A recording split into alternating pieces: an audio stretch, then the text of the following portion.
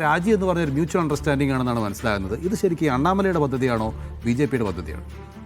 അതിപ്പോൾ ഡെസ്കിനും ബ്യൂറോയിലേക്ക് ട്രാൻസ്ഫർ ആകുന്ന ആൾക്കാർ ഇപ്പോൾ നിങ്ങളെ സാജുവിനെയൊക്കെ വന്ന് കണ്ടിട്ട് പോകുമല്ലോ എന്ന് പറഞ്ഞതുപോലെ അമിത്ഷായും പ്രധാനപ്പെട്ട ആൾക്കാരെയൊക്കെ വന്ന് കണ്ടിട്ട് അവർ ഞാൻ പോവാണ്, പുതിയ ഉദ്യമമായിട്ട് ഞാൻ ഗ്രൗണ്ടിലേക്ക് ഇറങ്ങുന്നു, എന്നെ അനുഗ്രഹിക്കൂ എന്ന് പറഞ്ഞ് പോകുന്നതായിട്ടാണ് സാധാരണ നിലയ്ക്ക് അതിനെ മനസ്സിലാക്കേണ്ടത്. കാരണം അദ്ദേഹം തെറ്റിപ്പിരിഞ്ഞു പോകല്ല. എന്തുകൊണ്ട് ബി.ജെ.പിയിൽ നിന്ന് ഇറങ്ങുന്നു? ഒരു റീസൺ വേണ്ടേ? ആ റീസൺ അദ്ദേഹം പറയുന്നുണ്ടോ?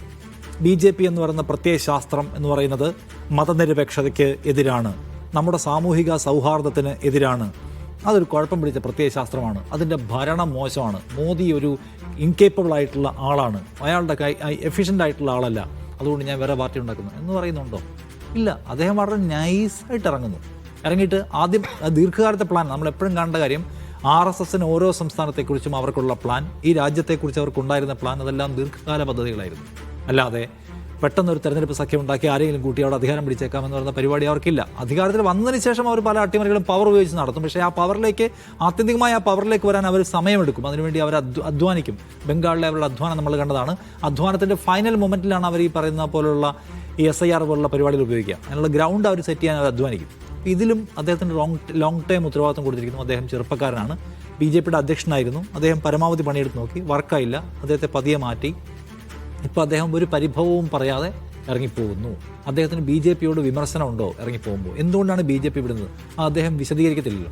അപ്പോൾ അത് വിശദീകരിക്കാത്തതിൻ്റെ കാരണം ബി.ജെ.പി എന്ന് പറഞ്ഞ ഐഡിയോളജിയെ ഞാൻ തള്ളിപ്പറഞ്ഞു. ബി.ജെ.പി മുന്നോട്ട് വെക്കുന്ന ഹിന്ദു ഏകത അല്ലെങ്കിൽ ഏകശിലാത്മക രാഷ്ട്രം എന്ന ആശയത്തെ തള്ളിപ്പറയാൻ പറ്റില്ല. കാരണം ആ ആശയത്തിന് വേണ്ടി തന്നെ അദ്ദേഹം വർക്ക് ചെയ്യാനും പോകുന്നത്. ഇതൊരു പ്രത്യേക പരിപാടിയാണ്. ഞാൻ നേരത്തെ പറഞ്ഞതാണ്. അതായത് ആളുകളെ കൂട്ടുക, പതിയെ ആളുകളെ കൂട്ടിയതിന് ശേഷം ഒരു ബദൽ രാഷ്ട്രീയ ശക്തിയായിട്ട് വരുന്ന വരിക. ബി.ജെ.പി അതിനെ പലതരത്തിൽ കാണുന്നു. നോക്കുമ്പോൾ കോക്രോച്ച് ജനതാ പാർട്ടിക്ക് ആളെ കിട്ടുന്നുണ്ട്, വിജയ്ക്ക് ആളെ കിട്ടിയിട്ടുണ്ട്. പലതരത്തിലുള്ള ഇത്തരം പോപ്പുലിസ്റ്റ് മൂവ്മെൻറ്റുകളുടെ കൂടെ പുതിയ ചെറുപ്പക്കാർ കൂടുന്നു. കാരണം ഇപ്പോൾ മാറ്റവും പുതിയത് എന്നൊരു വാഞ്ച, ഒരു ത്വര ചെറുപ്പക്കാർക്കിടയിലുണ്ട്. എന്തുകൊണ്ടാണ് വിജയ് ജയിച്ചത്? വിജയ് ഭയങ്കരമായിട്ടുള്ള മലമറിക്കുന്നത് വിചാരിക്കുന്നുണ്ടല്ല. പുതിയൊരു സംഗതി വേണം, ഇതെല്ലാം ഒന്ന് മാറണം, മൊത്തം ഒന്ന് കളർഫുൾ ആവണം, ചേഞ്ച് ആവണം എന്ന് പറഞ്ഞ ഒരു മൂഡ് പുതിയ ചെറുപ്പക്കാർക്കിടയിലുണ്ട്. അതിനെ യൂട്ടിലൈസ് ചെയ്യാമെന്ന് ബി.ജെ.പിക്ക് വേണ്ടി പണിയെടുക്കുന്ന സ്ട്രാറ്റജിസ്റ്റുകൾ കണക്കൂട്ടുകയാണ്. അപ്പോൾ അദ്ദേഹത്തിൻ്റെ ഒരു മൂവ്മെൻറ്റുമായിട്ട് അവിടെ റെഡിയായിട്ട് നിൽക്കും. വിജയ് ഇപ്പോൾ നേരിടുന്ന പ്രശ്നം എന്താണെന്ന് ഉദയനിധി സ്റ്റാലിൻ പ്രസംഗിക്കുന്നതാണോ നമുക്ക് മനസ്സിലാവും. അതായത് വിജയുടെ കൂടെ നിന്ന് ജയിച്ചിട്ടുള്ള ആളുകൾക്ക് അവരുടെ മണ്ഡലം മര്യാദയ്ക്ക് നോക്കാൻ പറ്റുന്നില്ല. ആളുകളുമായിട്ടുള്ള കമ്മ്യൂണിക്കേഷൻ ഇഷ്യൂസിനെ കുറിച്ച് പറയുന്നു. ഇതെല്ലാം നിങ്ങളുടെ മണ്ഡലം മറ്റേതാണെന്ന് പറഞ്ഞു. ഒരു MLA നന്ദി പറയാൻ വേണ്ടി വന്നപ്പോൾ അവിടുത്തെ ആൾക്കാർ പറഞ്ഞു, ഈ സ്ഥലം നിങ്ങൾ ഇവിടെ അല്ല, അപ്പുറത്താണ് ജയിച്ചിരിക്കുന്നത് എന്ന് പറയുന്ന നില. അങ്ങനത്തെ ആൾക്കാരൊക്കെ ഉണ്ട്. പിന്നെ കുറേ ജയിച്ച ആളുകളുടെ ക്വാളിഫിക്കേഷൻ അവർക്ക് എങ്ങനെയാണ് ജനബന്ധം എന്നതിനെ കുറിച്ചൊക്കെയുള്ള. അപ്പോൾ ഞാൻ കാണുന്നത് ബി.ജെ.പി കാണുന്നതും വിജയിയുടെ പ്രസംഗങ്ങൾ, വിജയുടെ സിനിമാറ്റിക് ആയിട്ടുള്ള ഡയലോഗുകൾ എന്നിവ പ്രയോഗവൽക്കരിക്കാനും യാഥാർത്ഥ്യവൽക്കരിക്കാനും വിജയ്ക്ക് കഴിയില്ല.